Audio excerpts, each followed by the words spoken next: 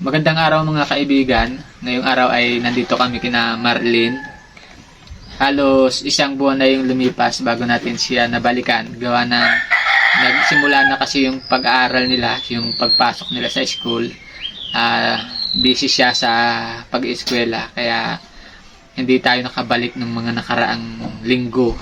Inabot na tayo ng 1 month yata bago ngayon uli makakapag-update tayo dito kina Marlene. Ngayon ay nabutan namin siya. Papasok siya sa school kasi may practice daw siya. Sasamahan natin siya ngayon mga kaibigan papunta dun sa school. Ipapakita namin sa inyo kung gaano kalayo yung nilalakad nila papunta sa school. Samahan natin siya dun magpasok. May iwan dyan si kapatid mo. Oh, sige. May iwan dito si kapatid niya. Baby, you give me ice and fire. You're giving me wind and rain. You're some kind of butterfly. Baby, you give me midnight. You whip up my appetite. Don't leave me here high and dry. Oh, well, I don't wanna jinx it, baby, and twist myself at the spine. Don't wanna overthink it, baby. It's just twist your body and mine. Baby, you give me ice and fire. You're giving me wind and rain. You're some kind of butterfly. Baby, you give me midnight. You whip up my appetite. Don't leave me here high and dry. Oh, but I don't wanna jinx it, baby. Let's not get ahead of my time. Oh, but I don't wanna miss you, baby.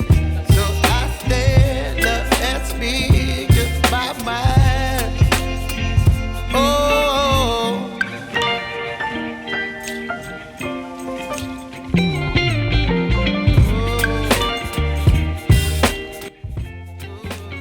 Pagkalabas mga kaibigan dun sa bahay nila, dun sa baryo, dito na yung daanan nila. Hindi pa maayos yung kalsada, kaya wala pang bumabiyahe dito na sasakyan. Merong mga naghahabal-habal, kontra-kontrata, buwan-buwan, 500. Oo. O kung meron kang pambayad sa habal-habal na 500 buwan-buwan, pwede kang maghabal-habal. Pero ikaw, lakad lang talaga. Ba't hindi ka nag-try na magkuha ng ng monthly? Nung ako pa lang mag-isang mag-aral, ganang ipakuan mo ko papa. Di pa binuwan sad. Kaya Ano? ako pa lang matuusa ang eskwela dito sa ibang. Oo. Ikaw pa lang, solo ka pa lang, meron kang buwan-buwan na may naghahatid sundo sa araw-araw. Pero ngayon, ilan na kayo? Apat kaming nag-aaral. Ayun, 4. Yung isa, yung kapatid yung isa mga kaibigan, nagtigil na kasi. Yung pangalawa, yung sunod sa'yo, yung lalaki. Bakit? Hinihingal agad. Hinihingal na agad si Inday kasi hindi mo mamamalayan yung daan nila, pahon ng pahon. Paahon ng paahon. Unti-unti, naahon siya. Kaya makikita nyo dun mga kaibigan sa ibabaw. Makikita nyo na mamaya yung ibaba na yan. Yung pinanggalingan natin. Hindi lang halata sa kalsada. Ito yung ito yung paggaling mo doon sa bahay, pag alis mo sa bahay nyo, bagong ligo ka. Tapos bago ka dumating sa school mo, amoy amoy pawis ka na talaga kasi sa paglalakad pa lang, papawisan ka na. Dahil sobrang layo, tapos paahon pa.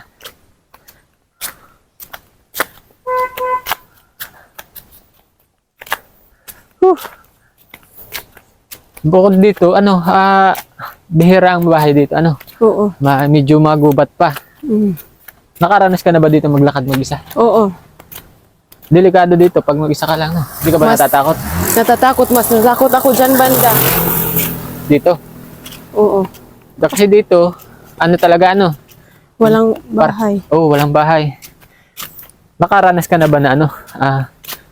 Yung may mga kasalubong ka, tapos mag-isa ka lang. Oo. Anong ginagawa mo pag ganun? Mundo ko. Ayoko lang.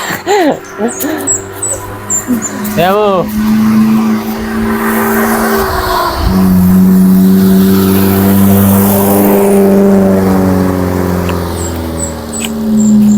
Yoko ka lang.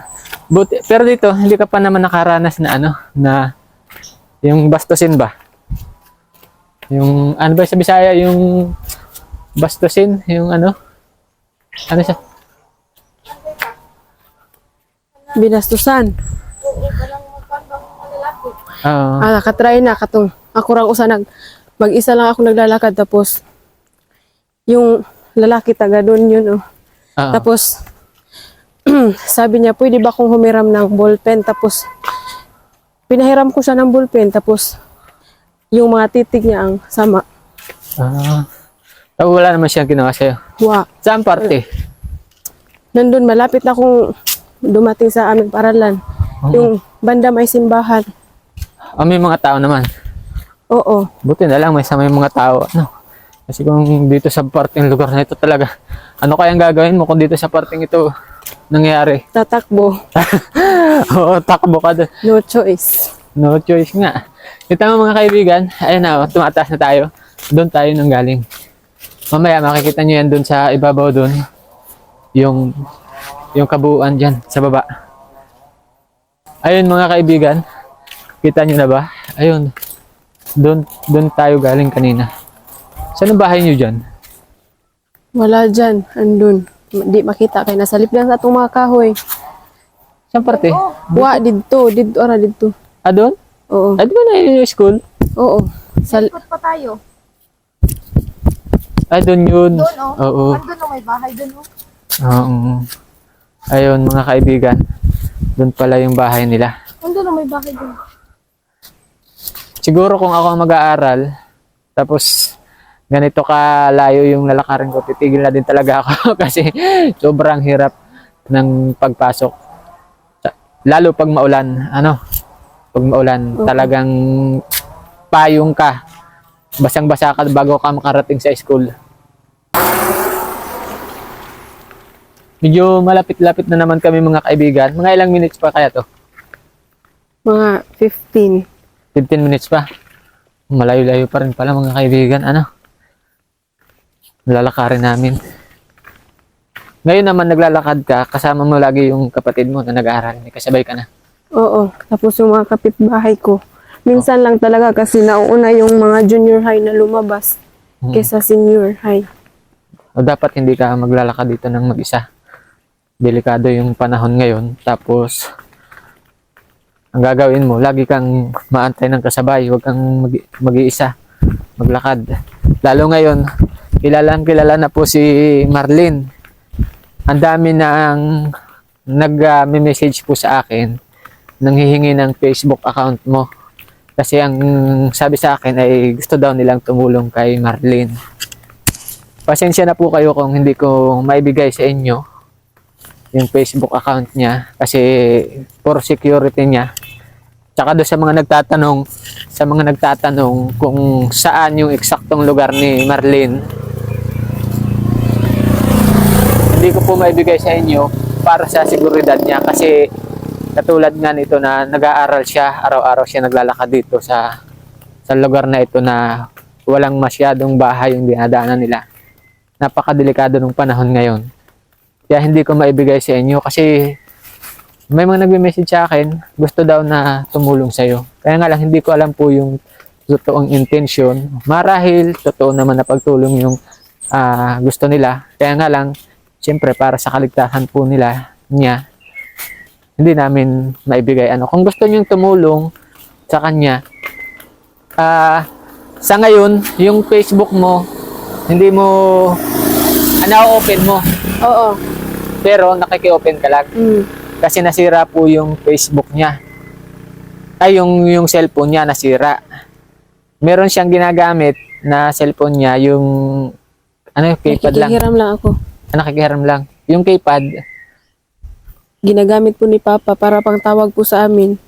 yun, mga kaibigan, yung Gcash mo ba, na ayos mo na? Hindi pa. Kasi may mga gusto nga tumulong, nagme-message sa akin. Dapat makagawa ka na. Kasi yun na lang ang ibigay natin sa kanila na kung gusto nilang bigay ng tulong, yun na lang ibibigay namin. Ilagay namin sana diyan sa sa video yung kanyang Gcash. Kaya nga lang sa ngayon wala ka pa talaga Gcash. Wala pa. Sa palagay mo kailan ka makakagawa? Kung makapunta ako sa Tabango, Kaya mo ba na ngayong week? siguro. Oo. Pero kung gusto niyo pong tumulong, pwede niyo namang ipadaan pa sa akin. Ipabot ko kay Marlene para makarating sa kanya. Tara, lakad tayo. Para makarating ka na, tanghali na. Sa ngayon, araw-araw kang naglalakad, sa dito.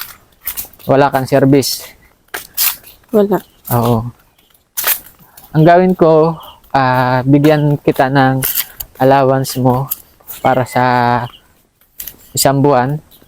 Magkuha ka na ng ng motor na habal-habal para sa maghatid sa iyo ngayong month na ito. Mabayaran ko na tapos yung baon mo bigyan na din kita para sa ngayong buwan. Maraming salamat po. Oo. 2,000 muna yung bigay ko sa iyo. 1,500. Salamat po. Oo, 1,500 baon mo. Tapos yung 500 ibayad mo sa para hindi ka na maglakad. Thank you po sa tumulong sa aking pag-aaral, lalong-lalo na po sa inyo, Kuya Rampage. At thank you din po sa mga nag-sponsor sa akin. Malaking tulong po ito sa aking pag-aaral. Maraming salamat po. Oo. Siya nga pala mga kaibigan, may naikwento si Marlene kanina. Tara, lakad muna tayo. May nag-message daw sa kanya. Na-stalk yung FB niya. Ngayon, naka-open siya ng FB. May nag-message sa'yo. Taga saan? Taga Mindanao daw, tapos pumunta na siya sa Manila kasi nag-working student. Anong sabi sa'yo? Ano daw yung pakay sa sa iyo?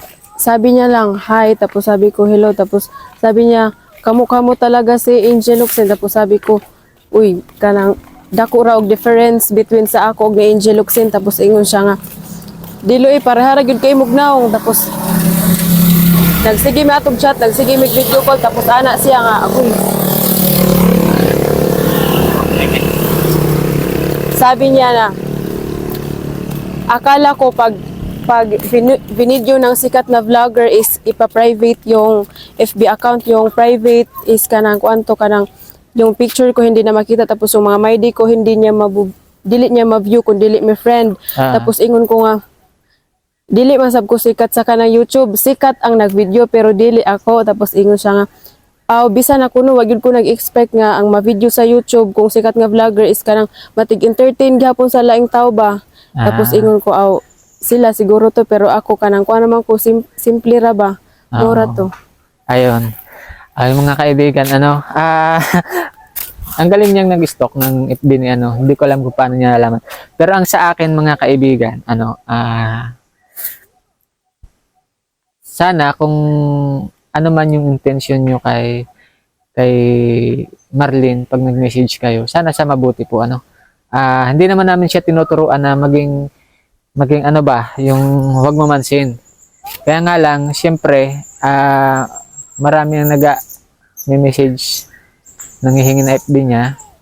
Baka kung ano lang yung intention, sana yung mabuti lang po kasi kawawa naman ito si Marlene kung pangit yung intention nyo, nagsisikap nga itong bata na makapagtapos ng pag-aaral, naglalakad ng malayo, makapag-aral lang, tapos magiging itong pag-vlog namin, baka ito pa yung maging dahilan ng ikapahamak niya dahil na-expose namin yung buhay niya.